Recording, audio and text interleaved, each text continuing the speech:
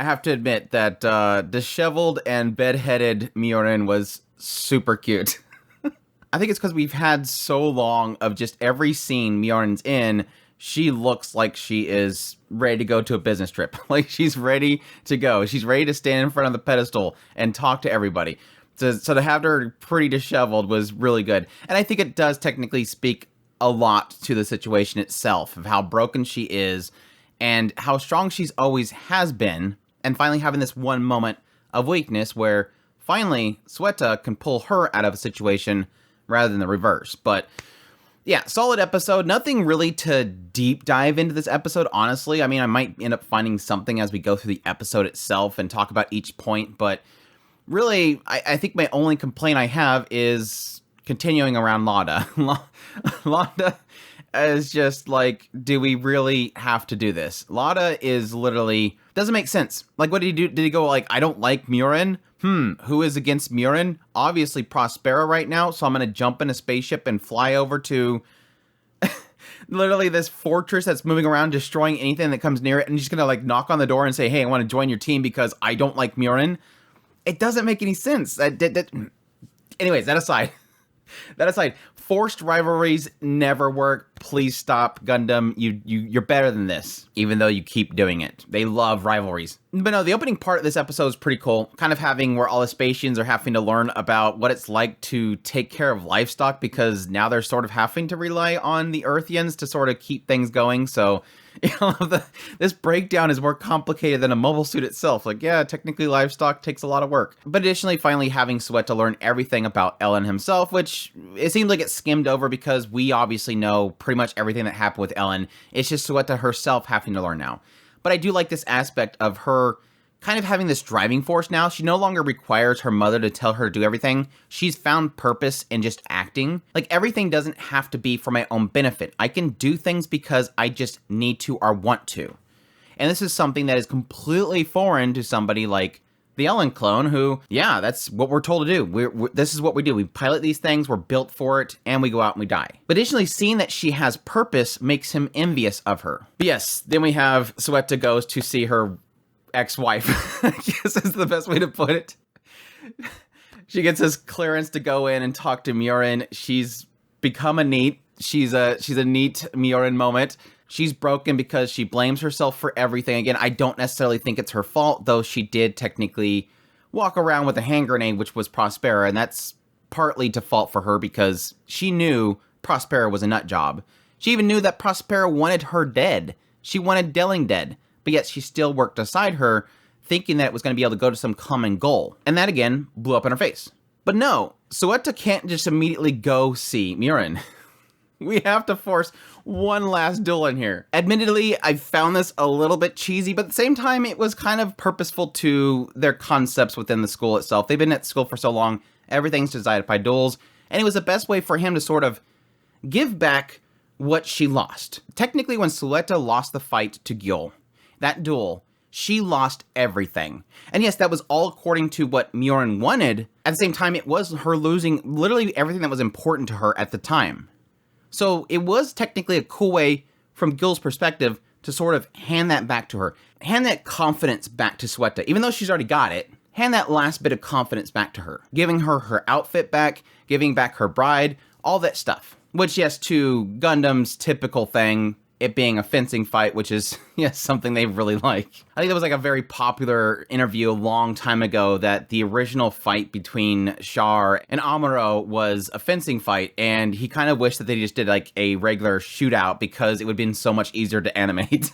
But they did a good job of it. I mean, the animation was really good. But no, that's when we get the conversation between Sulletta and Miorine, which I thought was really solid. Again, it's not the most complicated stuff ever. These are very simple concepts, but again, very impactful to the characters themselves. On Sulletta's side, it's simply the idea that now she has determination to do something. She no longer needs her mother to tell her what to do. She's found purpose. Her purpose now is to go talk to mother. Try to stop them. She obviously knows that what they're doing is a mistake. They need to stop that. And yes, on Sulletta's side, that burden of the death that she believed that she caused. Everything is her fault. It's a massive mistake that she is afraid of doing another mistake. She's afraid of going outside because she's afraid of making more mistakes. But that's why Sulletta sort of helps her in the idea of, I've done that too. I made a tomato paste. I killed people at Plant Quiet. I've done terrible things, but nothing's going to change if I stop. I have to keep moving forward. And that's enough to nudge Miorine that she needs to move forward as well. The two of them can move forward together. Even if Miorine's afraid of going back to Earth, even though she wants to go back to Earth, she welcomes Sulletta to follow her because she can't do it alone. That was very sweet. Again, very simple on Sulletta's side for most people, but again, very impactful for her. But on Miorine's side, it's almost accepting your mistakes and not just stopping, but moving forward. You can't change the past, but at least you can change the future. Miorine can still have the dreams that she's seeking. But yeah, then Sulletta asking him to open the door, and Miorine walks up to it. Like I said, the frizzy bedhead thing was just super cute. I thought when she first got it, because you could see like her clothes everywhere, I'm like, oh my god, is she gonna walk up and the door opens and she just in the ponzo or something like that? No, they didn't go that far, but she looks super cute and just like I said, so disheveled. Which again is like that nice comparison, the two of them, just that unkept self, but the person that's got themselves all together, which is again sort of stark contrast to their original state, which was Sulletta following Miorine everywhere, and Miorine was always well kept. But I will admit, this scene flags Sulletta even more.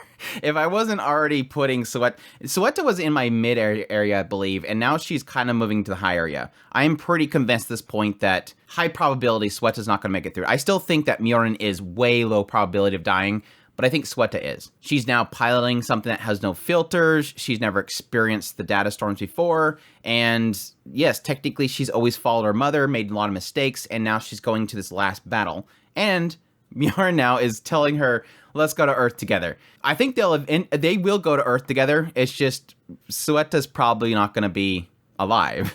Not that I want that. It's just I feel it. But yeah, that's when we get to the build up to the last battle. It seems that Prospera needs some final parts. They didn't have everything they needed, so they are like 60%, so they got to get some final parts. And on the opposite end, Miorine and everybody is building up something to fight back, which their answer to this is Caliburn, or Calabar, Caliburn or Calabar, I think it's Calabar, is going to be fitted out with both being able to use the data storms, but also be able to switch out to not utilize them, basically go manual, which was something that me and a few people on Discord were talking about, I believe, about this idea of having, okay, if you can't use the data storms, if the data storms themselves can be infected by this big, gigantic machine, why not get around it? Go manual. And my mindset immediately went to something like Iron Blood Orphans or something with like an actual implanting into you and controlling it with your body itself. But no, it's just they're apparently going manual. Which again, makes sense to be able to disconnect from that and go manual, even though, yes, the whole reason why they have these data storms and everything is because it's a lot more efficient to utilize this stuff. And they sort of imply this idea that as long as Sulletta can get up to permit score 5, she can get around this. But again, that sort of causes her to have to push herself to the limits. Barely anybody can get to permit score 5, let alone survive it. And so again, we're continuously flagging this. So we have this brief scene, this very Evangelion-esque looking scene of everybody sitting in front of this big window and Sulletta inside there working on getting to permit score 5. And what I like about this is you have this element of Sulletta pushing herself, and everybody's kind of like, you know, we really shouldn't be doing this. But Miorine keeps pushing her. Sulletta says that she's fine, move to the next level. But I like how they have this brief shot where you see Sulletta reach that point, and then Miorine breaks. It's like she's trying to respect Suetta's wishes and keep pushing forward, but at some point, it's like it hits her. Like, she's literally gonna die. Like, she is killing herself right now, and it hurts her. I like that contrast between her trying to be strong and at some point not being that strong. It does look like my predictions around Sulletta having something special about herself, being that she's from Edict herself. According to Bell, it seems like she's able to actually resist the data storms, but she doesn't have, like, she can't coexist with it like Edict can. So at least they're giving her something that sort of counters the aspect of the flags, but at the same time, that's only allowing her to be able to go up high on the permit score, not necessarily that she's going to survive it. So it was kind of nice, I guess, to ground everything, having Sulletta actually in pain when she first experienced the data storm. It was like the moment that happened, I'm like, okay, either they have like some crack joke where she's going, no, I'm actually just fine. Or yes, she's human. Like, she's just like everybody else. Not human. She's technically created, but she's technically still human. So And at least it still kind of puts some sort of bearing on Edict herself, that Edict herself was special. If Sulletta just jumps in that machine and she's perfectly fine, and it's like, okay, well, there's nothing special about Edict. Suetta's doing the same thing. Why would Prospera go through all this trouble if all she had to do was create Sulletta?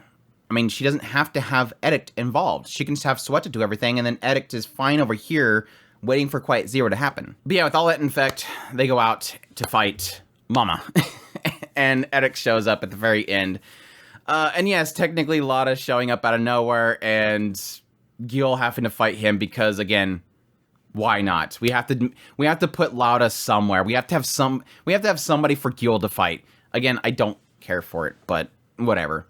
So additional scenes, though. Yes, for Father's Day, we have to have Delling show up in the episode somewhere, which does make me believe that no matter what, we will have something fatherless related next week, because we had to get Delling in there for a brief second, even though it felt pointless.